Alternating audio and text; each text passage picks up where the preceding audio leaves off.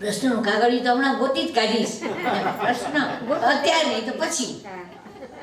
તો અવતારોની વાત ભગવાને એટલે કે સૂતે સૌનકજીને કહી, પછી કહી કે અમને આ મનુષ્ય જીવનનું જે કલ્યાણ થાય છે ભક્તિ દ્વારા, તો ભક્તિના પ્રકાર કેટલા છે એ તમે અમને કહો. એટલે સૂતે એનો પણ જવાબ આપ્યો, ભક્તિના પ્રકાર કેટલા પ્રકાર છે? 9 પ્રકાર છે. પુષ્ટિ માર્ગમાં પણ 9 પ્રકારની ભક્તિ વર્ણવાય છે. કઈ કઈ? તો કે શ્રવણમ કીર્તનમ સ્મરણમ 3, પાદસેવનમ અર્ચનમ વંદનમ પાછા 3, અને પછી દાસ્યમ સખ્યમ અને છેલ્લે આત્મનિવેદનમ પાછા 3, એમ કહીને 9 પ્રકારની ભક્તિ કહી છે. તો આપણે અત્યારે ભક્તિ કરીએ છીએ એ કયા પ્રકારની ભક્તિ છે? શ્રવણ ભક્તિ. શ્રવણ એટલે સાંભળવું. તો સાંભળવું એટલે એક કાનથી બીજા એક કાનથી સાંભળ, બીજા કાનથી કાઢી નાખવું. અત્યારે જે જવાબ ન અપાતા હોય તેનો અર્થ એ જ થાય.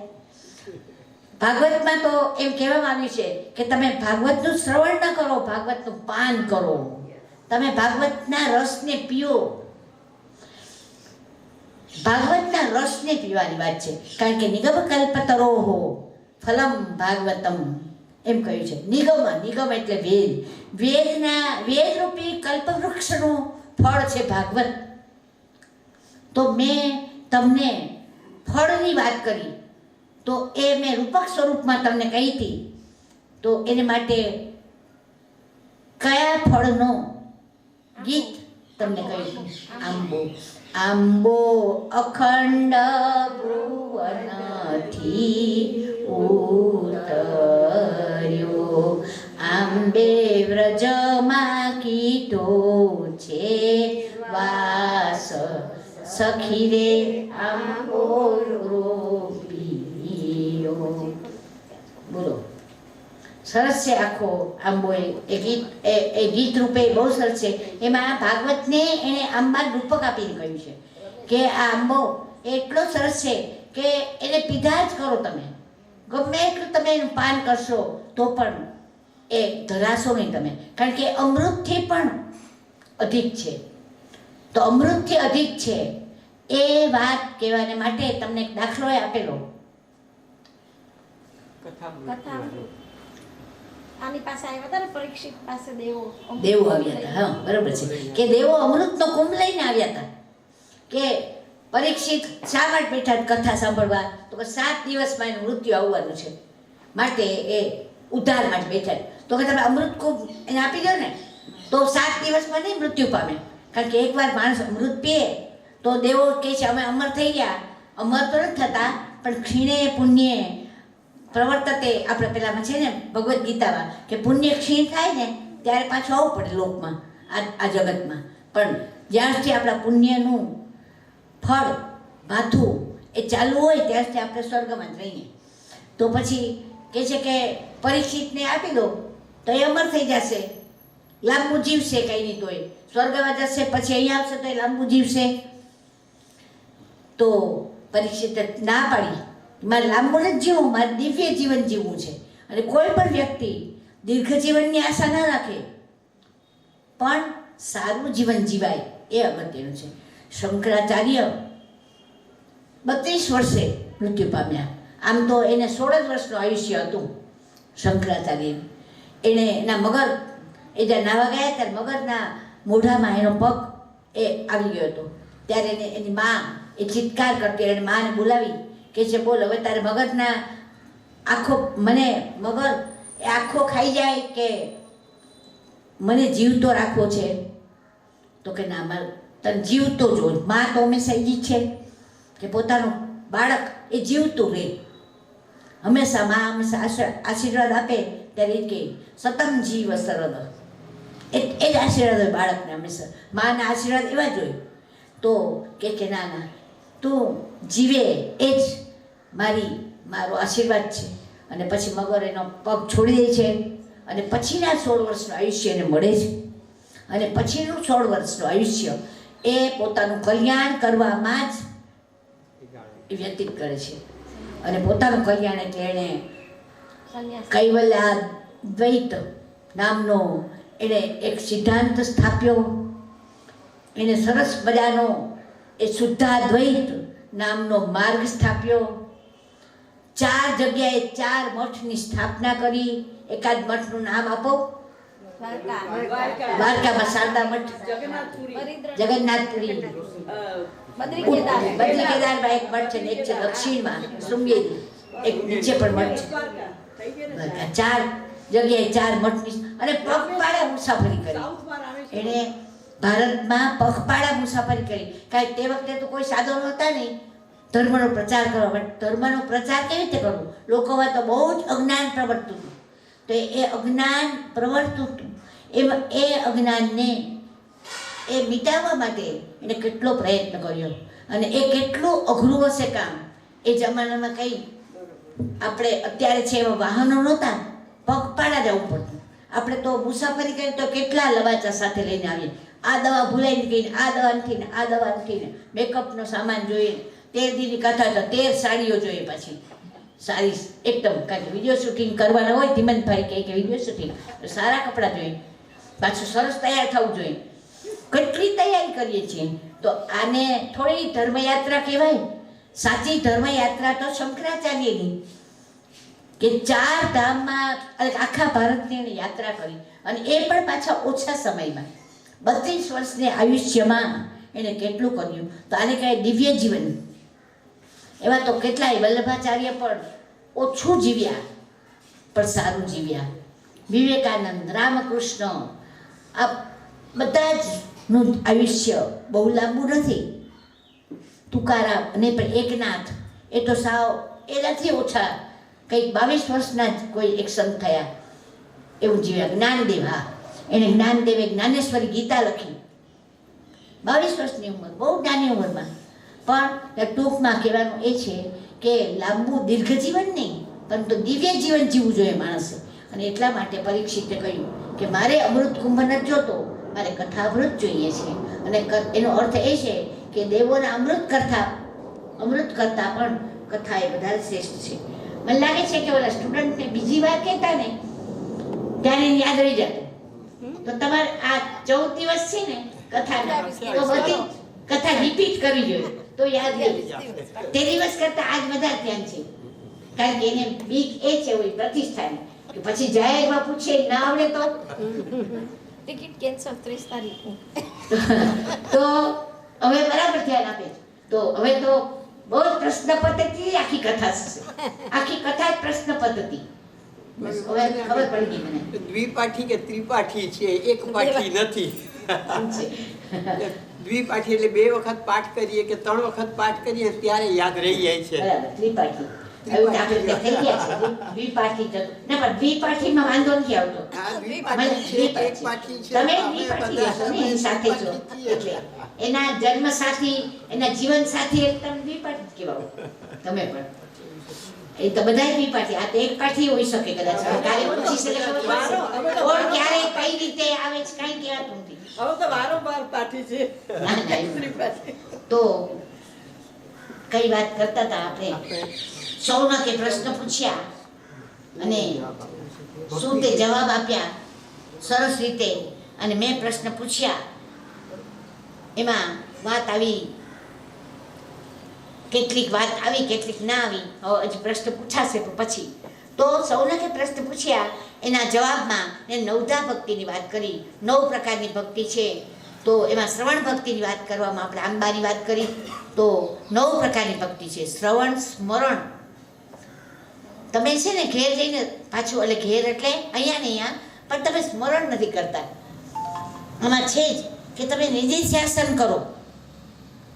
તમે જે કથા સાંભળી હોય ને એનું પાછું ચરવણ કરો. આપણે બીજી વાત પાઠવાઈ જઈએ. મેં તમને આ વાત પણ કદાચ આ દાખલો એ ક્યાંક કહ્યો તો ભાગવતમાં, હવે કહું છું કે એક રાજા હતા.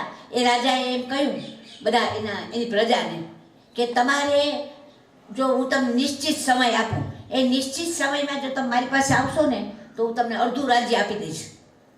બધાને એમ છે કે વાહ, આપણને અડધું રાજ્ય મળી જાય તો આપણે જાશું ચોક્કસ. બધાય તૈયાર થઈ ગયા, પણ રાજા પણ બહુ હોશિયાર હતો.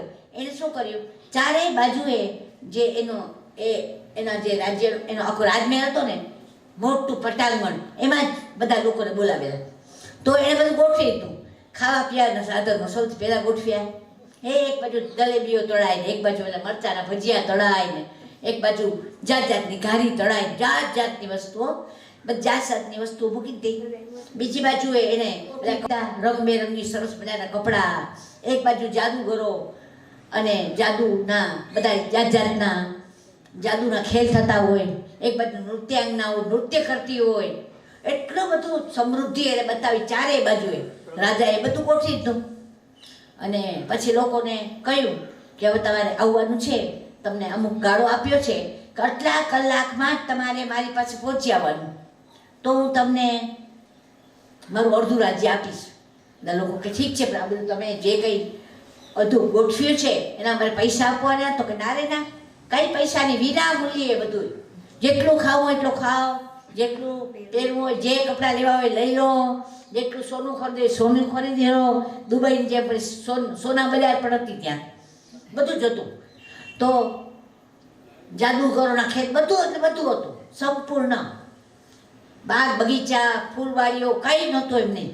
અને પછી લોકોએ જે ઉમટી પડ્યા, ખાવા પીવામાં વધારે ઉમટી પડ્યા હશે કદાચ આપણા ડોગરી બ્રાહ્મણો છે, તો કોઈ પહેરવા ઉઠવામાં યુવાનો છે તો કહે છે વાહ, આ બધા મોલમાં તો બહુ સરસ, બધું જ ફ્રીમાં લેવાનું. તો કા કેપરીએ ફ્રીમાં ને બધું ફ્રીમાં, અહીંયા જે જોઈએ બધું ફ્રીમાં. તો કહું તો ખૂબ લેવા માંડ્યા, બધા ખરીદવા માંડ્યા. ખરીદવાનું તો હતું નહીં, પોતે લેવાનું જ હતું બધું. હાથમાં સવાય નહીં એટલી વસ્તુ એ લોકોએ લઈ લીધી. કેટલાય તો પાછા બેગ પણ લઈને આવ્યા, તો બેગમાંય ભરી વસ્તુ, ફૂલ ફળ આ તે જે કંઈ હોય લઈ. એમાં શું થયું કે બધાય પોતપોતાનો સમય ચૂકવી ગયા. રાજા પાસે જવાનો હતો એ સમય. રાજા તો બેઠા જ હતા કે છે મારે નિશ્ચિત સમયમાં મારી પાસે આવે તો હું એને આપી દઉં અડધું રાજ્ય. પણ કોઈ પહોંચી જ નહીં શક્યું, આ બધા અટવાઈ ગયા. બસ આપણી જ વાત એવી જ છે. પરમાત્મા એ રાજા છે અને આ જગત એ રાજમહેલ છે. ભગવાને કહ્યું છે કે આ બધુંય છે મારા આ પટાંગણમાં, તાર જે જોતું હોય લઈ લે ને. અને આપણે અટવાઈ જઈએ છીએ. પેલા મેં વાત કરી હતી ને, પેલા પ્રવાસમાં ગઈ હતી અને જે ઓલા કહેતા કે કોણાર્ક મંદિર એમાં જોવું નથી, આપણને ખાવા દો ને ભજીયા શાંતિથી. સૂર્ય મંદિર કે છે બંધ થઈ જશે, અંધારું થઈ જશે, કાંઈ વાંધો નહીં, અત્યારે મરચાના ભજીયા બધા આનંદ આવે છે, એ આનંદ અમને લેવા દો બસ. અને બધા શિષ્કાર મારે ભજીયા જે ખાતા હતા નજરે જોયેલી વાત છે. એમ આપણામાં આવી જ છે વસ્તુ, રસ તૃષ્ણા, ગંધ તૃષ્ણા, રૂપ તૃષ્ણા, બધી રૂપ રસ ગંધ એ કંઈ નથી એમને, બધું જ છે આપણામાં.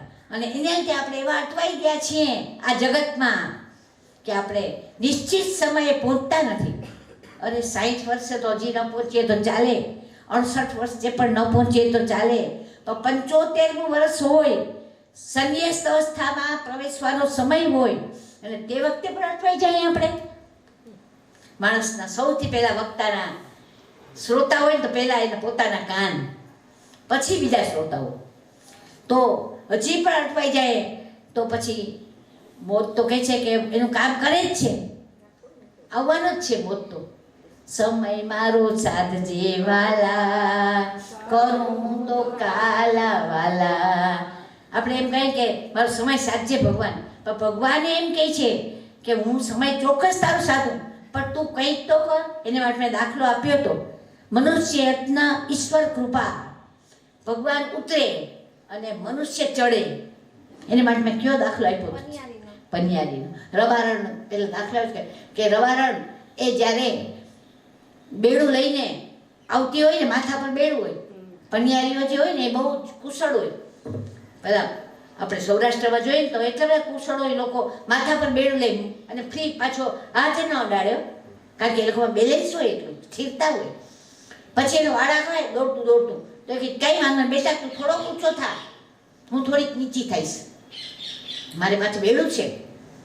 તો એ થોડોક પોતે નીચી થાય, છોકરો થોડું ઊંચું થાય, એટલે એને થોડું તેડી લે.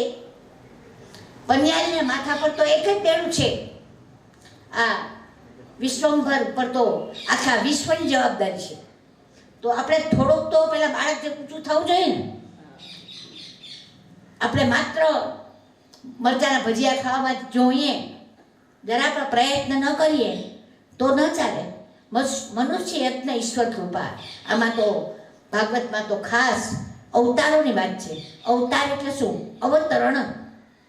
ભગવાનનું અવતરવું, ઉતરવું, આ બધા શબ્દો સમજવા જેવા છે. અને મનુષ્યનું ઉપર ચડવું. આત્મદેવના શરૂઆતમાં દ્રષ્ટાંત આપ્યું એણે કે માણસ જો ઉપર ચડે ને ભગવાન નીચે ઉતરે. પણ ક્યાં ચડે છે? આત્મદેવને પહેલા જ એષણા થઈ કે કોઈ પણ હિસાબે મને પુત્ર જોઈએ. અરે પુત્રેષણા શું કામ થવી જોઈએ? આપણા ભાગ્યમાં હશે એ ભગવાન આપી જ દેશે આપણને. ભાગ્યમાં એ વાત મેં તમને કહી હતી. ચાલો દાખલો આપો જલ્દી જલ્દી. કયો દાખલો મેં આપ્યો હતો કે આપણા નસીબમાં હોય ભગવાનને એને કોની સાથે સરખાવ્યા હતા? મા સાથે. કે મા જ્યારે પોતાના 4 બાળકોને જમાડવા બેઠી હોય, ચાલો હવે કયો? એકને મગનું પાણી આપે, એકને મગનું પાણી આપે ને એકને દૂધ પાક આપે. તો આપણે મા તો જો કેટલો પક્ષપાત કરે. પક્ષપાત નથી કરતી. મા જાણે છે કે આ છોકરું તંદુરસ્ત છે, તેને દૂધ પાક ચાલશે. આ બાળક જરાક નબળું છે તો આને મગનું પાણી. બસ આવી તો આ વાત મેં કહી તો તે વખતે કોઈ ધ્યાન નહોતું આપતું, આજે આપે છે. મને નવાઈ એ લાગે છે વાતનું. તો એવી રીતે ભગવાને પણ આપણને થોડુંક નબળું આપ્યું હોય આપણું ભાગ્ય, તો દુઃખને લગાડવું જોઈએ. ભગવાનની એવી ઈચ્છા હશે ભાઈ. ભગવાન આપણું હિત શેમાં છે એ જુએ છે. તો ભગવાન હિત જુએ છે માટે આપણને નબળું આપ્યું. ભગવાન આનામાં સારું હિત જોઈએ એને વધારે સારું આપ્યું હોય. તો ક્યાં કેટલું, કોને કેટલું, કઈ રીતે આપવું એ બધું જ ભગવાન જાણે છે. તો ભગવાનનું અવતરણ અને મનુષ્યનું યત્ન એ તો ભાગવત શીખવે છે.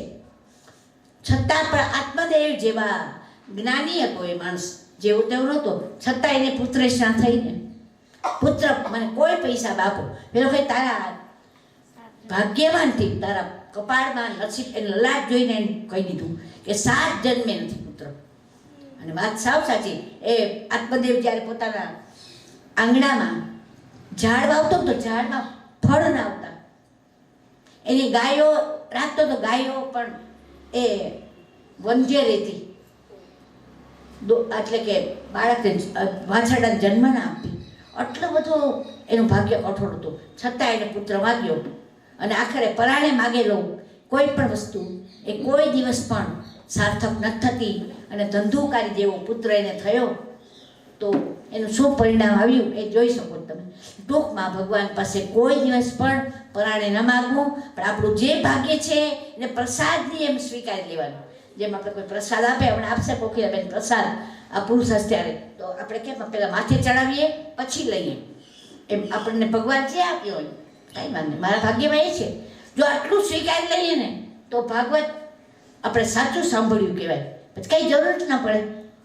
પછી આપણે એ મારા આ પાઠ રહી ગયા, આજ મેં ભીષ્મસ્તુતિ રહી ગઈ, આજ મેં રૂક્ષ્મણી પત્ર વાંચવાનો રહી ગયો, આજ પુરુષ સૂક્ત રહી ગયો, કંઈ જરૂર જ નથી ખરેખર. તો જો આપણે સારી રીતે ભાગવતને સમજીએ તો સમજવું જોઈએ. વાત એ છે. તો અવતારોની વાત કરી, નવધા ભક્તિની વાત કરી એમને. અને હવે આપણે મૂળ વાત પર આવીએ તો બીજી કઈ વાત એને કરી, હજી પણ આગળ ચાલે છે કે ભાગવત જાગૃત અવસ્થામાં માણસે સાંભળવું જોઈએ. માણસની અવસ્થા છે જાગૃત, સ્વપ્ન એટલે કે સુષુપ્તિ અને તુરીય, 4 અવસ્થા કહી છે. તો સાવ સુષુપ્ત અવસ્થા હોય ને એ લોકો તો કંઈ સાંભળે જ નહીં. સુષુપ્ત એટલે ઊંઘની અવસ્થા, એને કંઈ ખબર જ ન હોય. હા, પણ સ્વપ્ન અવસ્થા એમાં થોડીક ખબર પડે પણ એ વાત ખોટી હોય. પછી જાગૃત અવસ્થા એટલે બેહોશી સાવ ચાલી ગઈ હોય એ અવસ્થા જાગૃત છે. અને તુરીય એ તો બહુ ઊંચી અવસ્થા છે. તો એક વખત જનક રાજાને સ્વપ્ન આવ્યું. જનક રાજા હતા. એ તો બહુ જ મોટા રાજવી, એનું રાજ્ય હતું મિથિલા રાજ્યમાં, એ રાજ્ય કરતા હતા. એને એવું સ્વપ્ન આવ્યું કે મારું રાજ્ય આખું જ મારા કોઈ શત્રુઓએ લઈ લીધું છે, મારું સર્વસ્વ લઈ લીધું છે, હું રસ્તે રઝળતો થઈ ગયો છું, ભીખ માગતો થઈ ગયો છું. આવું સ્વપ્ન આવ્યું એને. એટલાય ગભરાઈ ગયા, સ્વસ્થ હતા આમ તો, છતાંય ગભરાઈ ગયા. અને પછી એકદમ ગભરાઈને એને જોયું, આંખ ખોલી, એ સ્વપ્ન હતું, સાચું નહોતું. એટલે એને તરત જ પંડિતો હતા એના સભામાં, એને પૂછ્યું કે આ સ્વપ્નનો અર્થ શું છે? કોઈને આવડ્યો જવાબ આપતા. જનક રાજાના દરબારમાં એક અષ્ટાવક્ર, એને અષ્ટાવક્ર કયા છે, એ શા માટે પછી કહી શકે, કંઈ સમથિંગ થાય છે કે. તો અષ્ટાવક્રએ એને જવાબ આપ્યો તો કે તમે જે સ્વપ્નમાં જોયું એ પણ સાચું, અને તમે અત્યારે જાગી ગયા છો ને તમે સમજો છો ને એ પણ સાચું, બે સાચું.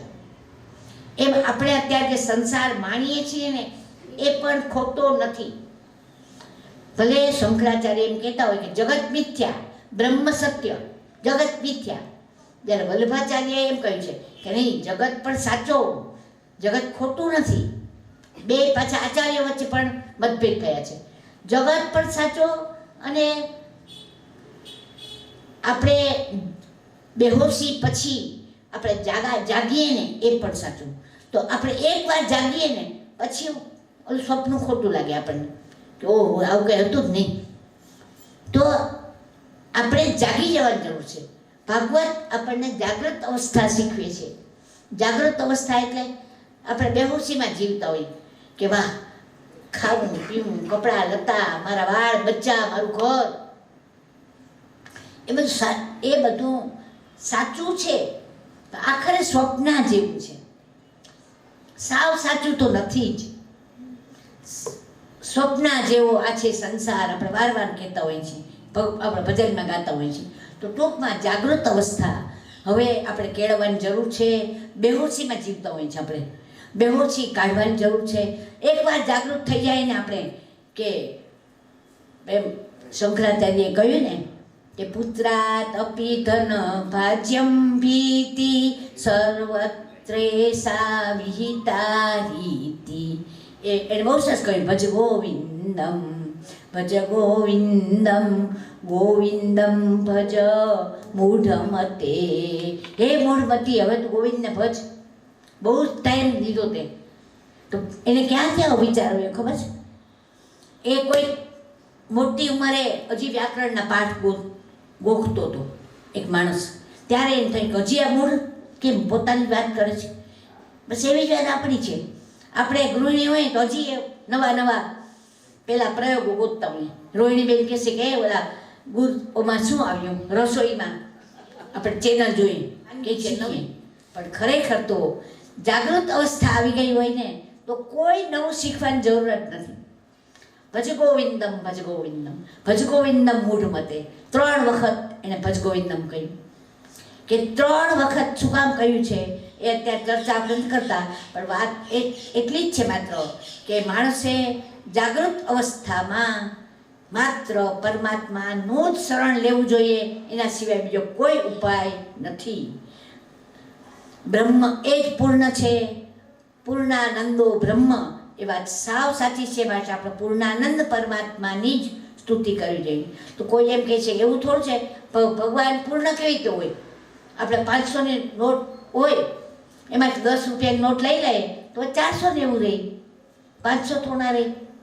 તો વલ્લભાચાર્ય બહુ સરસ જવાબ આપે છે કે ના, ઓમ પૂર્ણમદઃ પૂર્ણમ ઇદમ પૂર્ણાત પૂર્ણ ઉદિચ્યતે પૂર્ણસ્ય પૂર્ણમાદાય પૂર્ણમેવાવશિષ્યતે. આ પરબ્રહ્મ તત્વ એટલું બધું પૂર્ણ છે કે એમાંથી તમે થોડુંક લઈ લો ને તોય પૂર્ણ રહી, પોતે પૂર્ણ ને પૂર્ણ. તો તમે કહેશો એ કેવી રીતે? એવું થોડુંક લઈએ તો ઓછું જ થાય ને? તો કે ન થાય. એક લાકડાનું કોઈ લાકડું બળતું હોય ને એને આપણે એકદમ કોઈ થાંભલા સાથે અથડાવીએ અને પછી એમાંથી તણખા નીકળે તો શું લાકડું બળતું અટકી જાય? લાકડું તો હજી બળ્યા જ કરે છે, એનામાં તો અગ્નિ છે જ, પ્રગટેલો જ છે. તણખા ભલે ચાલ્યા રહ્યા હોય તો તણખા છે. જે સમુદ્રમાંથી પાણી થોડુંક લઈ લે, સમુદ્ર ઓછો થાય છે એનું પાણી તો નથી થતું, પૂર્ણ જ રહે છે. એક દીવો બળતો હોય અહીંયા, એમાંથી બીજા દીવા પ્રગટાવીએ તો જે દીવો છે એ પ્રગટેલો જ રહે, મૂળ દીવો એ જ.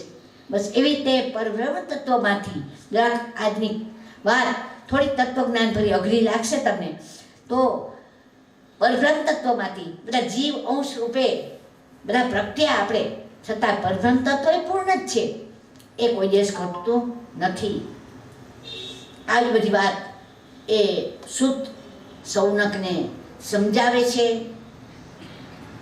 આગળ ઘણી બધી વાતો ચાલે છે કે છે આ જગત કેવી રીતે જન્મ્યું, બધી વાત એને આગળ પ્રશ્નો પૂછતા જ રહ્યા તે કે આ ભાગવત કથા એ ભાગવત કેવી રીતે પ્રગટ્યું, કયા સંજોગોમાં ભાગવત લખાયું, આ જગત કેવી રીતે પ્રગટ્યું, એ બધી વાત પૂછે છે, એના જવાબ આપે છે. એ દ્વિતીય સ્કંદની વાત છે એટલે હું અત્યારે નથી કહેતી બહુ તમને. આમાં પ્રથમ સ્કંદ દ્વિતીય સ્કંદ બધું સાથે થઈ જાય છે. તો ભાગવતમાં લીલા રસ છે. આ લીલા રસ જે આગળ એને પૂછ્યું હતું કે ભગવાને લીલા કરી, લીલા કહો. આ લીલા રસ એટલો સરસ છે, એમાં બધા જ આપણા સાહિત્યનો રસ સમાઈ જાય છે. તો સાહિત્યમાં ક્યાં ક્યાં રસ છે? તો 9 રસ છે સાહિત્યમાં. તો કે આમાં ભાગવતમાં તો કે એમાં એ લગભગ બધા રસ આવી જાય છે. દાખલા તરીકે માખણ ચોળીની લીલા, ભગવાને માખણ ચોર્યું હતું, તો એ લીલાને હાસ્યરસ કયો છે સુબોધિનીમાં ભગવાને અને વલ્લભાચાર્યએ. પછી આગળ ભગવાન જ્યારે વ્રજ છોડીને મથુરા ગયા ત્યારે બધા ગોપીઓ બધા બહુ દુઃખી થઈ ગયા હતા. યશોદામાં પણ દુઃખી હતા, નંદ બાબા પણ બહુ રડતા હતા, બધા જ ગાયો પણ ઘાસ ખાવાનું છોડી દીધું હતું. આ રસ તમે કયો રસ કહેશો? કરુણ રસ. કરુણ રસ છે. ભગવાન રાસ રમ્યા ગોપીઓની સાથે, આવશે આમાં 10મા સ્કંદમાં. એ રસને કયો રસ કહેશો? શૃંગાર રસ. બરાબર છે. અને એનો અર્થ એ છે કે તમને જે નથી કહેવાયું ને એના અર્થ વધારે સરસ આવડે છે. તો જ કહેવાય છે એ જ નથી ગમતું, એનો અર્થ એ થયો. તો એ તો વધારે ખરાબ કહેવાય. તો છે આપણે બધું જાણીને બેઠા છીએ ભાગવત સાંભળવા, તો એ પણ કહ્યું જ છે. વલ્લભાચાર્ય એનો પણ જવાબ આપ્યો છે કે બધું જાણીને બેઠા હોય ને તો પણ પાછું જાણવું જોઈએ. લોખંડના સળિયાને કાપવા માટે વારંવાર હથોડા મારવા પડે, એમ આપણી વાસનાઓને કાપવાને માટે વારંવાર ભાગવતનું આયોજન કરવું જોઈએ એમ કહેવાય. વાસના શબ્દ ક્યાંથી આવ્યો? વાસના. ચાલો વાસનાનો અર્થ કહું. હવે તમે બહુ જવાબ આપશો તો હું અઘરા પ્રશ્ન પૂછીશ. વાસના એટલે જે વસ્તુ ભોગવાઈ ગઈ હોય તે વસ્તુને પણ પાછી ઈચ્છા થાય. જે વસ્તુ આપણે માણી લીધી હોય છતાં બીજી વાર માણવાની ઈચ્છા થાય એને કહેવાય વાસના. અને એ ન હોવી જોઈએ. એકવાર પૂરણપૂરી ખાધી હોય તો એ પાછી પૂરણપૂરીની ઈચ્છા થાય મનુષ્ય જીવનમાં થાય, એને વાસના કહેવાય. તો આ વાસના કાપવાની વાત છે. ભાગવત સાંભળ્યા પછી કોઈ જાતની વાસના રહેવી જ ન જોઈએ. રસ તૃષ્ણા કે ગંધ તૃષ્ણા કે રૂપ તૃષ્ણા કે કંઈ ન રહેવું જોઈએ. તો એ ભાગવત કથા એ સાર્થક થાય. વાસનાની ગાંઠો કપાઈ જવી જોઈએ પેલા ધંધુકાની જેમ. તો કઈ વાત કરતા હતા હું જ પણ ભૂલી. અને આ બધા રસ અને એનો વીર રસ ક્યાં સમાયેલો છે? ભાગવતમાં વીર રસ પણ છે. ક્યાં વીર રસ ક્યાં આવ્યો છે? કયા પ્રસંગોમાં તમને વીર રસ દેખાય છે? ભગવાને જ્યારે બરાબર છે રાક્ષસોનો વધ કર્યો, ભગવાને જ્યારે કંસ વધ વખતે તે ગયા ત્યારે એણે પોતાના એના પ્રવેશ દ્વારમાં જ કુવલય નામનો હાથી રાખ્યો હતો. કંસ અને ચાણૂર નામના મલ્લોને રાખ્યા હતા. ભગવાન બધા એક રીતે મારતા ગયા છે. ત્યાં ભગવાનની વીરતા જોવા મળે છે કે આટલી નાની ઉંમરે, કારણ કે તો નાનકડા હતા ભગવાન, છતાં પણ એને આ બધાને મહાત કર્યા છે. તો એ કેટલા વીર હશે ભગવાન કૃષ્ણ. તો આ ત્યાં વીર રસ છે. આમ દરેક રસનું વર્ણન એ ભાગવતમાં છે. તો આવું સરસ જો ભાગવત રસમય ફળ હોય તો આપણે શા માટે એનું પાન ન કરવું જોઈએ? નિગમકલ્પતરુ કહ્યું છે, વેદ વૃક્ષનું ફળ છે. તો કે જ્યારે દરેક વખતે આપણે ફળ ખાવું હોય ને ત્યારે વૃક્ષને બચકા ન ભરાય. આપણે આંબો જોતો હોય, વૃક્ષ મોકલ્યો હોય તો આંબો જ લેવાય, પછી આંબાના ઝાડને આપણે નથી કંઈ ખાતા. એવી રીતે વેદને નથી આપણે ભણતા, પણ વેદના ફળને જ ભણીએ, સીધું આપણે ભાગવતને જ ભણીએ કે જેથી આપણને ભાગવત એ પ્રાપ્ત થાય. તો આવી ઘણી બધી વાતો હજી હું કહું છું, પણ ગઈકાલે જે આપણે પ્રથમ સ્કંદમાં જે અધૂરું રહી ગયું એ વાત જ આપણે હવે કરીએ. તો સૌથી પહેલી વાત વ્યાસની, એ મેં તમને કહી દીધી. શુકની એ વાત પણ ગઈકાલે થઈ ગઈ. સુખદેવજી, વ્યાસજી, એ બધી વાત ગઈકાલે થઈ ગઈ છે. પછી નારદ એ ઉદાસ કેમ થઈ ગયા હતા એની વાતે કહી છે તમને, એટલે રિપીટ નથી કરતી. ચાલો, પ્રશ્ન યાદ આવ્યો કે કોની ઉદાસીનતાથી આપણને શું મળ્યું. હંમેશા મહાપુરુષો ઉદાસ થાય ને તો આપણે કઈ વસ્તુ પ્રાપ્ત થાય. મહાન કોઈક એવા વિચારક લોકો ઉદાસ થાય ને સારી વાત છે, ભલે ઉદાસ થાય. તો તમે કહો અર્જુન ઉદાસ થયો, વિષાદ, ભગવદ્ ગીતા મળી. રામ જ્યારે ઉદાસ થયા ને ત્યારે યોગ વશિષ્ઠ રામાયણ મળી. બહુ સરસ છે, એ પુસ્તકો વાંચવા જેવું છે. આપણે ત્યાં અમારા મુંબઈમાં જ્યારે બોલા આવે છે ને ચિન્મયાનંદ ને બધા મહારાજ આવે છે ને, એ માત્ર 4 શ્લોક કરે. યોગ વશિષ્ઠ 4 શ્લોક કરે, એમાં એ આખું અઠવાડિયું કરે. 4 શ્લોકમાં પણ લોકો એટલા ધ્યાનથી સાંભળતા હોય છે. ભાઈદાસમાં એનું આયોજન થાય ત્યારે વહેલી સવારે હોય 7 થી 8. માત્ર 4 શ્લોકથી એ લોકો એટલું કમાઈ જાય, કારણ કે એ લોકોએ પછી ભવિષ્યમાં કંઈક જ્ઞાન યજ્ઞ કર્યો હોય ને તો એને માટેની ટિકિટો એ જે હોય તે એ લોકોનું, તો એ બધું કરવું હોય ને એનો પ્રચાર કરવો હોય ને એટલે એ લોકો પહેલાં યોગ વશિષ્ઠ 4 શ્લોક આપે. તો બધા 4 શ્લોકથી એટલું બધું હોય તો મૂળ યોગ વશિષ્ઠ વાંચીએ તો કેટલું સરસ મળે આપણને. આપણા ગુગળી જ્ઞાતિમાં તો વિધવાઓને યોગ વશિષ્ઠ એ આપ્યું છે. પોરબંદરના એક કોઈ લોયરે દરેકને આપ્યું, ઘરે ઘરે, પણ કોઈએ પણ હાથ નથી અડાડ્યો. હું તમને ચોક્કસ કહું, કારણ કે અઘરું છે થોડું. મને પણ મારી મા દ્વારા જ યોગ વશિષ્ઠ મળ્યું છે.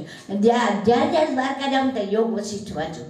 ત્યારે મારા છોકરાઓએ પૂછ્યું કે આટલું શું દ્વારકામાં છે, આખો દ્વારકા કરે છે. તો કે દ્વારકામાં જન્મભૂમિ છે કે મારા લોકો ત્યાં રહે છે એ જ આકર્ષણ નથી, પણ દ્વારકાના પુસ્તકો, ત્યાંની એકેડમી એ મારું આકર્ષણનું કેન્દ્ર છે કે ત્યાંથી મને કંઈક મળે. તો યોગ વસ્તુ સમય હોય તો ચોક્કસ વાંચજો. ચાલો, હજી એક રહી ગયા, નારદ. ઠીક છે, હા, એ પણ ઉદાસ થયા હતા ત્યારે એને નહીં, વ્યાસ ઉદાસ થયા હતા ત્યારે ભાગવત મળ્યું. હજી એક રહી ગયા. ગઈકાલે મેં કહ્યું તો એક રહી ગયા, માત્ર એક જ. પુષ્ટિમાન જે લોકોએ કેવું જ જોઈએ એનો જવાબ વલ્લભાચાર્ય. જ્યારે એ પણ ઉદાસ થઈને બેઠા હતા શ્રાવણ મહિનાની એ રાત્રિએ ગોકુળમાં આનંદ ઘાટ પર ઉદાસ થઈને બેઠા હતા કે આ બધા જીવોનો ઉદ્ધાર કેમ કરીશ. ત્યારે સ્વયં સાક્ષાત કૃષ્ણએ તેમને નામ નિવેદન મંત્ર આપ્યો વલ્લભાચાર્ય કે તું આ કહેજે ને, બસ તારે શરણે જે જીવ આવે ને એને તું આ મંત્ર આપજે. બ્રહ્મ સંબંધનો મંત્ર, નામ નિવેદનનો મંત્ર, શ્રી કૃષ્ણ શરણમ મમ, આટલું કહેજે, એ જીવનો ઉદ્ધાર થઈ જશે. અને વલ્લભાચાર્ય આનંદથી બધાને આ મંત્ર આપ્યો, પવિત્ર આપ્યું એણે, અને સાથે આ મંત્ર પણ આપ્યો. વલ્લભાચાર્ય ઉદાસ થયા ત્યારે કૃષ્ણએ આપેલો આ મંત્ર છે, શ્રી કૃષ્ણ શરણમ મમ. સરસ મંત્ર છે. અને સાથે સાથે નિવેદન મંત્ર આપ્યો છે, સહસ્ર પરિવત્સર બીતકાલ જાત કૃષ્ણ વિયોગ જનિત તાપક્લેશાનંદો તિરોતિ ભાવ. હવે નહીં એટલે જ બોલતી કે પુષ્ટિ માર્ગમાં નિશ્ચિત છે કે જાહેરમાં આખો મંત્ર ન બોલવો, ભગવાન સમક્ષ જ આખો મંત્ર બોલવો. એવો હું પરમાત્મા કૃષ્ણ પાસે મારું સમગ્ર અર્પણ કરું છું. મારા પુત્ર, પત્ની, પતિ, જે બાળકો, મારું કામ ધંધો, મારું ચિત્ત, અહંકાર, મારું ધન બધું અર્પણ કરું છું. એવો નામ નિવેદનનો મંત્ર એને કહેવાય. આ નિવેદન મંત્ર છે. અને પુષ્ટિ માર્ગીઓ સુખદ કહે છે, એમાં નાટકે આવી ગયું ગુજરાતીમાં આપણે ત્યાં મહારાજા કરીને નાટક આવી ગયું કે તમારે જાહેરમાં ન કહ્યું, આ વાત જાહેરમાં ન કરવી, અને જાહેરમાં ન કરવી એની ખોટા અર્થ થઈ ગયા. અને પછી મહારાજાશ્રીઓએ શું કર્યું કે અમને અર્પણ કરવું, ખરેખર કૃષ્ણને અર્પણ કરવું. અને પછી તો આપણે બધી ત્યાંની જે હતી ને બધી આપણે પુષ્ટિમાર્ગીય સ્ત્રીઓ એ તો પોતાનું સર્વસ્વ અર્પણ કરવા માંડી મહારાજાને. પછી પોતાના ઘરના સૂકા મેવા હોય કે પોતાના ઘરે દૂધની મીઠાઈ હોય બધું મહારાજશ્રીને મળવા માંડ્યું. અને પછી આખો જ પુષ્ટિમાર્ગમાં અનર્થ ફેરાઈ ગયો, અનર્થ પ્રવેશી ગયો. પછી મહારાજાશ્રીએ ઘણો એનો ઉપયોગ કર્યો. વ્યાસપીઠ પરથી આપણે કોઈની પણ નિંદા ન કરીએ, પણ વાત કહેવાનો મતલબ એ છે ફરી પાછું જો આપણે પુષ્ટિમાર્ગનો ઉદ્ધાર કરવો હોય તો અત્યારે ત્યાં બહુ સરસ રીતે પુષ્ટિમાર્ગનો કોર્સ વલ્લભ વેદાંત એ શરૂ થઈ ચૂક્યો છે મુંબઈ યુનિવર્સિટીમાં. બહુ સારો એ કોર્સ છે. તો 1 વર્ષનો એ કોર્સ કરવો જરૂરી છે. એમાં સાચો પુષ્ટિમાર્ગ અને સાચો શુદ્ધાદ્વૈત શું છે એ સમજાય. પુષ્ટિમાર્ગમાં કેટલાક ખોટા અર્થ સમાઈ ગયા, અંદર આવી ગયા છે. તો એ ખોટા અર્થ આપણે નીકળી જાય મનમાંથી. અથવા દ્વારકામાં એ બેઠકજી છે, તો બેઠકજીમાં બહુ સરસ એ લોકો કરે છે કામ. પુષ્ટિમાર્ગીય ભક્તો છે અત્યારે યમનાષ્ટક પહેલાં વાંચતા હશે, પછી નવરત્ન વાંચતા હશે, જેટલા 16 ગ્રંથ છે એ બધાનું પાઠ કરે, પારાયણ કરે. પણ એક જ એ લોકોની ખામી કે દ્વારકાધીશના મંદિરમાં આવે તો એ લોકો આ પાછળ રાખી દે. આ એક જરાક ન ગમે, એ વસ્તુ નહીં હોવી જોઈએ. ખરેખર તો દ્વારકાનાથ એ કૃષ્ણનું સ્વરૂપ છે. તમારા કૃષ્ણ એમ આપણે તમારા અમારા કેવું જ ન જોઈએ, પણ પુષ્ટિમાર્ગને કૃષ્ણ એટલે 11 વર્ષ 52 દિવસના. અને પછી જે મોટા થયા એ કૃષ્ણ એ દ્વારકાધીશ, કારણ કે મોટા થઈને દ્વારકામાં આવ્યા, પહેલા વ્રજમાં હતા. આ બધું એક જ છે સ્વરૂપ. માટે સર્વમ ખલુ ઇદમ બ્રહ્મ, આ જ વાત આપણે યાદ રાખવી જોઈએ.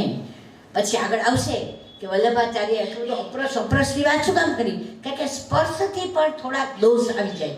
કોઈનો સ્પર્શ કરીએ ને, આમાં વાત જ આવી છે ને ભાગવતમાં કે પરીક્ષિતે પેલા મુગટનો સ્પર્શ કર્યો, એનાથી તેને મનમાં ખરાબ વિચાર આવ્યા. એ તો ભાગવતનું મૂળ છે. માટે વલ્લભાચાર્યએ કહ્યું કે તમારે સ્પર્શ અપરસમાં તો રહેવું જ જોઈએ. તો પછી અપરસને આપણે ખોટા અર્થમાં લઈએ છીએ, એવું નથી. ભગવાન પાસે જ્યારે જઈએ ત્યારે આપણે નાહી ધોઈ ચોખ્ખા સારા એવા વસ્ત્ર પહેરીને, રેશમી વસ્ત્ર પહેરીને જવું જોઈએ, કારણ કે સ્પર્શજન્ય પણ દોષ છે. ઘણી બધી વાત સારી છે, પુષ્ટિમાર્ગની વાત ઘણી સારી છે જો ખોટા અર્થ ન કરીએ તો. એ જે હોય તે. હવે આપણે ગઈકાલે જે અધૂરું છે એ અધૂરું હતું એ વાત હવે આગળ કરીએ. તો પ્રથમ સ્કંદમાં 4 મુખ્ય વાત આવે છે. વ્યાસ અને સુખદેવજીની, નારદની ઉદાસીનતાની વાત, જ્ઞાન વૈરાગ્યની એ બધી વાત જે આપણે ગઈકાલે કહી, ભીષ્મ પ્રયાણની વાત, ઉત્તરાની સ્તુતિ અને પરીક્ષિત જન્મની વાત, કુંતાએ સ્તુતિ કરી ભગવાનની એની વાત, અને એ પછી પરીક્ષિતને મળેલા શાપની વાત. આ બધી વાત એમાં આવે છે પ્રથમ સ્કંદમાં. તો પહેલા સ્કંદની વાતમાં આપણે વ્યાસની ને સુખદેવજીની વાત તો ગઈકાલે કરી. નારદ ઉદાસ સાવટ થાય એ વાત પણ થઈ ગઈ. સૌનકે પ્રશ્ન પૂછ્યા હતા એ વાત થઈ ગઈ. તો હવે આપણે જે વાત પર આવીએ એ વાત નવધા ભક્તિ અવતાર એ બધી વાત થઈ ગઈ. હવે વાત છે ભીષ્મ પ્રયાણની વાત. ભીષ્મ પ્રયાણ એ ક્યારે થયું? અને ભીષ્મએ પ્રયાણ કર્યું એ ઉત્તરા સ્તુતિની પહેલાં કર્યું, પરીક્ષિત જન્મ પહેલાં થયો કે ભીષ્મ પ્રયાણ પછી થયું? તમે કહો એ વાત. આપણે કઈ વાતને પ્રાધાન્ય પહેલાં આપવું? પહેલાં ઉત્તરા. પરીક્ષિત જન્મે ત્યારે પહેલાં મોટા થઈ ગયા. ભીષ્મ પ્રયાણ જ્યારે થયું ત્યારે યુધિષ્ઠિર બધાએ મોટા થઈને આવી ગયા હતા ત્યાં. તો પરીક્ષિતનો જન્મ થઈ ગયો હતો, માત્ર હજી શાપ નથી આપ્યો. બરાબર સમજો. તો પહેલાં આપણે ઉત્તરાની વાત લઈએ, મહાભારતની વાત લઈએ. ઉત્તરાની ના અને પરીક્ષિતની વાત તમે બધા જ જાણો છો, એટલે બહુ ટૂંકમાં એ વાત કહીશ તમને હું કે મહાભારતનું યુદ્ધ થયું, પાંડવોની જીત થઈ, કૌરવોનો પરાજય થયો, છતાં પણ યુધિષ્ઠિર જીત પરાજય વિજય થયો છતાં પણ એને આનંદ નથી. વિજયમાં આનંદ આવે એવું હોતું નથી દરેક વખતે. યુદ્ધનો અર્થ શું છે? બંને પક્ષે પરાજય, એને યુદ્ધ કહેવાય. પતિ પત્ની જ્યારે લડતા હોય ત્યારે એકની જીત થાય, એક હારે, પણ જે હારે ને એ પણ પાછા જીવ બાળે કે અરે રે મારા પતિ બિચારા હારી ગયા મારી આગળ, અથવા પત્ની જો હારી ગઈ હોય તો પતિએ જીવ બાળે કે મારી પત્નીને મેં હાર આપી, કારણ કે બેને એકબીજા પર પ્રેમ હોય. બસ એવી જ વાત છે. યુદ્ધમાં કોઈ દિવસ જીત આનંદ આપતી નથી. ઇતિહાસના આપણે દાખલા લઈએ, અશોક કલિંગનું યુદ્ધ થયું તો એકદમ ઉદાસીન હતો, એને ગમતું નહોતું ક્યાંય. પછી કોણે આવીને એને આપ્યું ખબર છે? ઉપગુપ્ત નામના બૌદ્ધ શિષ્ય એને જ્ઞાન આપ્યું. કોને? અશોકને. ત્યારે એને થોડીક શાંતિ મળી. નહીંતર કલિંગના યુદ્ધ પછી પણ અશોકને શાંતિ નથી મળી. સિકંદર આખી દુનિયા જીતી આવ્યો છતાં એને શાંતિ નથી મળી. એનો અર્થ યુદ્ધ એ શાંતિ નથી. યુધિષ્ઠિર જીતી ગયા છે, પાંડવો હારી ગયા છે, અરે કૌરવો હારી ગયા છે, તો યુધિષ્ઠિરને ક્યાં શાંતિ છે? બિલકુલ શાંતિ નથી. કૃષ્ણને કહે છે કે હવે મને કંઈક કેવી રીતે અશાંતિ કેમ છે, કંઈ જ્ઞાન આપો. ત્યારે કૃષ્ણ જ એને ભીષ્મ પાસે મોકલે છે કે જ્ઞાન તો આપશે તને ભીષ્મ. અને ભીષ્મ તો તે વખતે તમે જાણો છો ક્યાં છે? બાણસૈયા ઉપર છે. ને બાણસૈયા ઉપર હોવા છતાંય એ જ્ઞાન આપે છે. તો મને લાગે છે ભીષ્મ પ્રયાણ એ જ પહેલાં કહેવાઈ જશે મારાથી ઉત્તરા કરતા એ પહેલાં. તો તમે શું ઈચ્છો છો? ક્રમમાં કયું આવે છે? પરીક્ષિત જન્મ કે ભીષ્મ પ્રયાણ? ભીષ્મ પ્રયાણ પહેલાં આવશે. તો ભીષ્મ એ બાણસૈયા ઉપર છે, એટલે કે ચારે બાજુ એને બાણ અર્જુને એવો વિંધી નાખ્યા છે કે આખા ચારે બાજુ બાણ ઉપર તે સૂતેલા છે.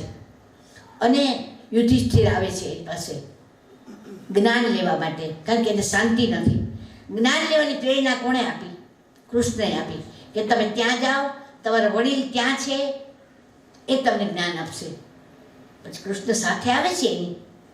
તો સાથે આવે છે કૃષ્ણ ત્યારે પહેલાં તો ભીષ્મ એને કહે છે કે હું કેવી રીતે જ્ઞાન આપી શકું, કારણ કે મારા શરીરમાં પીડા થાય છે અત્યારે. કૃષ્ણ દ્રષ્ટિ માત્રથી એની પીડા હરી લે છે. તો આ ભીષ્મ કોણ છે એની વાત પણ થોડીક કહેવી જોઈએ ટૂંકમાં. તો કે એ પૂર્વજન્મના એક વસુ છે. વસુ એક દેવની જાતિ છે. આ દેવો છે ને એમાં અંતરિક્ષમાં જે દેવો રહે છે ને, યક્ષ, ગંધર્વ, આ બધા જાતિ છે બધી.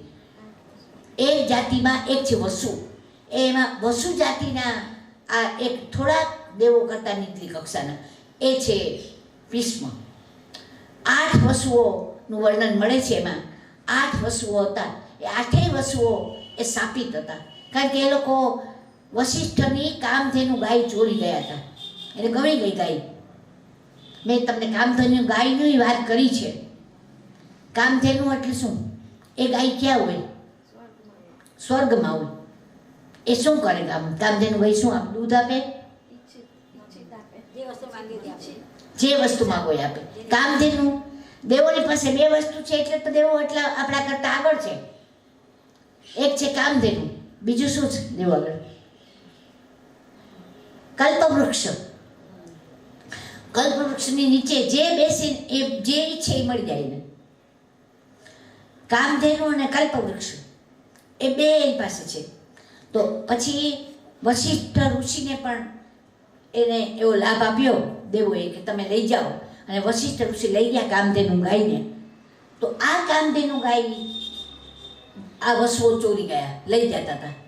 એટલે કામધેનુ ગાયને લઈ જતા હતા ને, એટલે વશિષ્ઠે શાપ આપ્યો કે જાઓ તમે પૃથ્વી પર અવતરશો, વસુઓને કહ્યું. એટલે વસુઓને ખૂબ દુઃખ થયું. એટલે એણે ઋષિની માફી માંગી. આપણે ત્યાં આવું બધું હોય જ છે. એટલે ઋષિઓએ કહ્યું કે ચાલો તમે જન્મશો, પણ જન્મીને તરત જ તમને પાછો વસુનો દેહ મળી જશે, તરત મૃત્યુ પામશો અને મળી જશે. પણ તમારો એક વસુ એવો હશે કે જે લાંબો સમય જીવશે. અને એ વસ્તુ તે કોણ? તો કે આ ભીષ્મ, જેનું મૂળ નામ હતું દેવવ્રત, ગાંગેય, કારણ કે ગંગાના એ પુત્ર હતા. આઠેય વસુ ગંગાના પુત્ર. તો એના પિતા કોણ? તો કે શાંતનુ. શાંતનુ રાજાને ગંગા સાથે પ્રેમ થયા પછી, આપણે ત્યાં તો એવું છે, દેવીઓ હોય ને, જે નદીઓ હોય ને, દેવી સ્વરૂપે હોય. પછી નદીઓ દેવીનું સ્વરૂપ લે. ચંદ્રભાગા નદી દાખલા તરીકે અમારી કુળદેવી છે, એ નદી મૂળ સ્વરૂપ છે ત્યાં મહારાષ્ટ્રમાં, છતાં દેવી સ્વરૂપે અહીંયા જ બિરાજે છે સૌરાષ્ટ્રમાં. તો ગંગા નદીની પ્રત્યે તેમને પ્રેમ ભાવ થયો અને એનાથી આ બાળકોનો જન્મ થયો.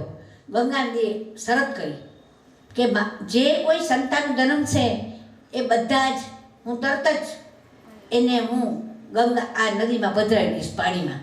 તમને આજ કબૂલ હોય તો જ મારી સાથે લગ્ન કરો. શાંતનુએ કબૂલ કરી આ વાત. અને એક એક બાળક જન્મતા જાય અને એ નદીમાં પધરાવતી જાય. એમ કરીને 7 એને પધરાવી દીધા.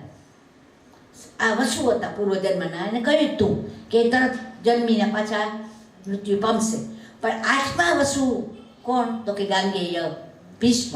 એને પધરાવા જાય છે ને ત્યારે ભીષ્મ તેના શાંતનું પિતા ના પાડે છે કે મારા ઘરમાં આ એક બાળકને તો રહેવા દે તું હવે. ત્યારે ગંગાએ એને શરત કરી હતી કે જો તમે મને અટકાવશો ને તો આ બાળક મૃત્યુ પામશે. અરે આ બાળક નહીં, પણ હું ચાલી જઈશ. સોરી, બહુ મોટી ભૂલ થઈ. કે છે હું ચાલી જઈશ તમારી પાસેથી જો તમે અટકાવશો તો. તો અહીંયા શાંતનુએ અટકાવી. એને શું કરતા અટકાવી? એને ગંગામાં પધરાવતા બાળકને 8મા વસુને પધરાવતા અટકાવી શાંતનુએ. એટલે ગંગા તો ચાલી ગઈ. એટલે શાંતનુ રાજા એને ઉછેરીને મોટો કરે છે. કોને? ભીષ્મને. બરાબર સમજો, નહીતર બહુ જ આ એટલી બધી કોમ્પ્લિકેટેડ બધી વસ્તુઓ છે. તો ગાંગેય એને કહેવાય છે કે કારણ કે ગંગાના પુત્ર છે, શાંતનું રાજા છે. અને એને પાછો આગળ ગંગા ચાલી ગઈ પછી ભીષ્મ મોટો કર્યો એને, ભીષ્મને, એ બધી વાત સાચી. છતાંય એને પાછો બીજી મત્સ્યગંધા ઉપર એનું મન લાગી ગયું. આ મત્સ્યગંધા કોણ છે? આવી ગયું છે પણ આગળ એ પરાશર ઋષિ એકવાર એના પર મોહી ગયા હતા, જેને વ્યાસને જન્મ આપ્યો. આ જ મત્સ્ય કન્યા, એની પ્રત્યે શાંતનુને મોહ થયો, પ્રેમ થયો, જે તમે પોતાની રીતે અર્થ કરવાનો. અને તેથી એને કહ્યું કે મારે તો આની સાથે લગ્ન કરવાની તૈયારી થઈ. પણ એના પિતાએ કહ્યું કે તને તારી સાથે મારી દીકરી લગ્ન નહીં કરે.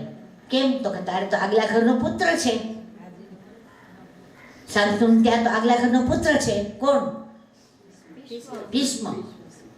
તો કઈ તો મારી દીકરીના દીકરો જ ગાદીએ બેસે તો જ થાય. તું તો પહેલા આગલા ઘરના છોકરાને ગાદીએ બેસાડ. તો શાંતનુ કઈ વાત તો સાચી, પહેલો હક તો મારી ગાદીનો ભીષ્મને જ થાય ને. એટલે કે તો પછી આ વાત આ સફળ ફોક કરી નાખીએ. અને પછી એને ના પાડી. એટલે એ પાછા શાંતનુ રાજા ચાલ્યા આવ્યા પોતાના રાજમહેલમાં. બહુ જ ઉદાસ થયા છે. ભીષ્મને બહુ દુઃખ થાય છે, પિતા કેમ ઉદાસ છે. એણે તપાસ કરી તો એને ખબર પડી આ બધી વાતની કે એની જે પ્રિયતમા છે એના પતિ, એના પિતાએ આવી શરત મૂકી છે. તરત ત્યાં જાય છે માછીમાર પાસે અને એને પ્રતિજ્ઞા લીધી.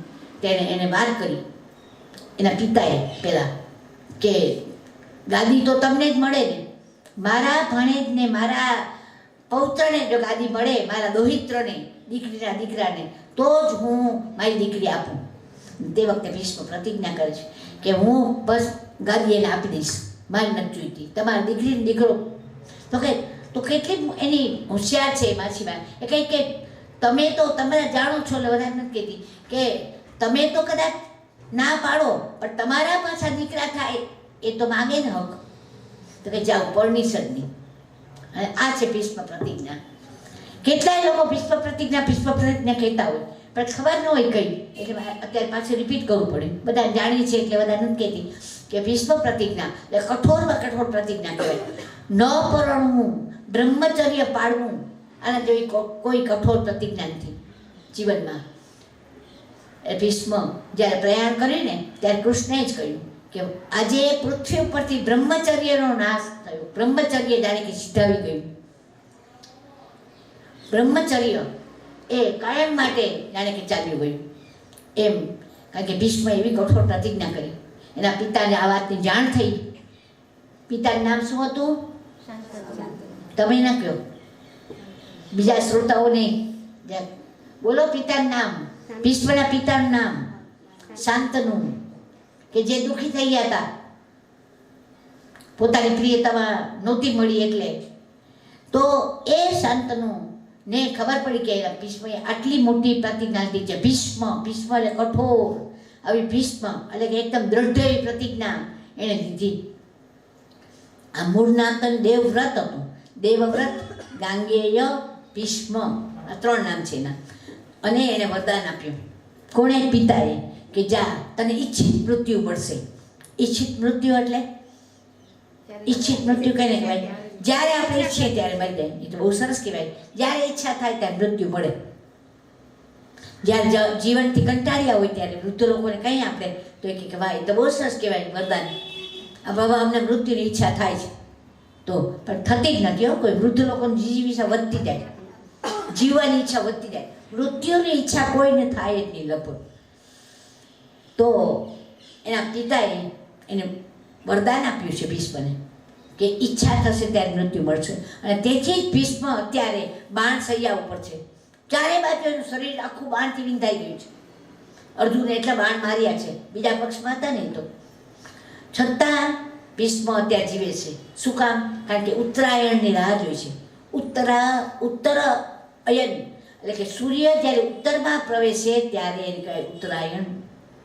14 જાન્યુઆરી મકર સંક્રાંતિના દિવસે મકર રાશિમાં સૂર્યનો પ્રવેશ થશે. એની પહેલાં અત્યારે ક્યાં છે સૂર્ય? ધનુર રાશિમાં છે. અત્યારે ધનુર્માસ ચાલે છે કારણ કે ધનુર રાશિમાં સૂર્ય છે. એનો સમય હોય છે. દરેક આકાશી નક્ષત્રોનો પણ પ્રવેશવાનો સમય હોય છે. તો ઉત્તરાયણમાં જો આપણે મૃત્યુ થાય ને તો તરત જ ગતિ થઈ જાય એવું પુરાણોમાં લખ્યું છે. માટે ભીષ્મ એ તો પુરાણના જ્ઞાતા, આટલા મોટા ભીષ્મ તો બહુ જ્ઞાની છે. આપણે ત્યાં એમ કહેવાય છે કે સૌથી જ્ઞાની હોય શ્રેષ્ઠ, તો સૌથી શ્રેષ્ઠ જ્ઞાની કોણ છે? તો ભીષ્મ. તો ઉત્તરાયણની રાહ જોઈ છે કે ઈચ્છિત મૃત્યુ છે ને તો જ્યારે માગશે ત્યારે મળશે. એટલે ઉત્તર દિશામાં જેવો સૂર્ય પ્રવેશ કરે એ તરત મૃત્યુ થાય ઉત્તર દિશામાં. અને મકર રાશિ છે એ બધી બહુ એમાં ક્લિષ્ટ છે બધી વાતો. તો મકર ત્યાં ફરતી 12 રાશિઓ છે ને એમાં ફરતા મકર રાશિ અને ઉત્તર દિશામાં સૂર્ય પ્રવેશે ત્યારે મૃત્યુ થાય એમ ઈચ્છે છે. રાહ જોઈને બેઠા છે. રાહ જોઈને તે કેટલા દિવસ સુધી ખબર તમને? 100 દિવસ સુધી, 100 દિવસ સુધી એ બાણસૈયા ઉપર રહ્યા. વિચાર કરો, આપણે કંઈક જરાક લાગી જાય ને તોય સહન ન થાય. ત્યાં ચારે બાજુ બાણ લાગ્યા હોય તો કેટલી વેદના થતી હશે. છતાં એને સહન કરી આ વેદનાને. જેવા કૃષ્ણ સાથે જ્યારે આવ્યા, યુધિષ્ઠિરને પહેલાં મોકલ્યા છે કૃષ્ણએ કે તું જા ને એની પાસે માગ. ત્યારે એણે રાજધર્મ શીખ્યો, સ્ત્રી ધર્મ, શાસ્ત્ર ધર્મ, અનેક ધર્મનું એને શિક્ષણ આપ્યું. તો એ બધું શિક્ષણ આપ્યું. એમાં જ વિષ્ણુ શસ્ત્ર છે. મહાભારતના શાંતિ પર્વમાં આવે છે ત્યારે વિષ્ણુ શસ્ત્રના પાઠ કરવાનું પણ એણે, વિષ્ણુ શસ્ત્ર શું છે, એનું મહત્વ શું છે, એ ભીષ્મએ કોને શીખ્યું? યુધિષ્ઠિરને. યુધિષ્ઠિર જ્યારે વાત કરીને ત્યારે વિષ્ણુ શસ્ત્રનું એટલું બધું મહત્વ છે આપણે ત્યાં કે કૃષ્ણ શંકર શાસ્ત્રી અને ડોમલે મહારાજ બંને ભાગવતના વક્તા હતા. અને એ બંને એમ કહ્યું કે જ્યારે અમારું મૃત્યુ થાય, અમારી જ્યારે મરણ ક્રિયા નજીક આવે ત્યારે વિષ્ણુ શસ્ત્રના પાઠ કરાવજો. સોલા વિદ્યાપીઠ છે અમદાવાદની, ત્યાં અનેક વિદ્યાર્થીઓ ભણે છે. કૃષ્ણશંકર શાસ્ત્રીએ સ્થાપિત કરી છે. તો ત્યાં અને ડોંગરે મહારાજ પણ ત્યાં હતા. તો એ લોકો જ્યારે પ્રયાણ કરતા હતા સ્વધામમાં, મૃત્યુ નજીક આવ્યું ત્યારે બધા એક સાથે બધા શિષ્યો એમ વિષ્ણુ સહસ્ત્રના પાઠ કરતા હતા. એમ એ લોકોની માગણી હતી. વિષ્ણુ સહસ્ત્ર એટલો બધો અમોઘ શાસ્ત્ર છે. અમોઘ આપણે કહીએ પાઠ કરીએ ને, અમોઘ એટલે કે જેનું ફળ અવશ્ય મળે, ચોક્કસ મળે. ને એટલા માટે તો ભાગવતની વિધિમાં આવે છે એ ભાગવત શરૂ કરતા પહેલાં વક્તા અને શ્રોતા બંને એક વખત વિષ્ણુ સહસ્ત્રનો પાઠ કરવો જ જોઈએ. વાત આપણે ચાલે છે અત્યારે ભીષ્મ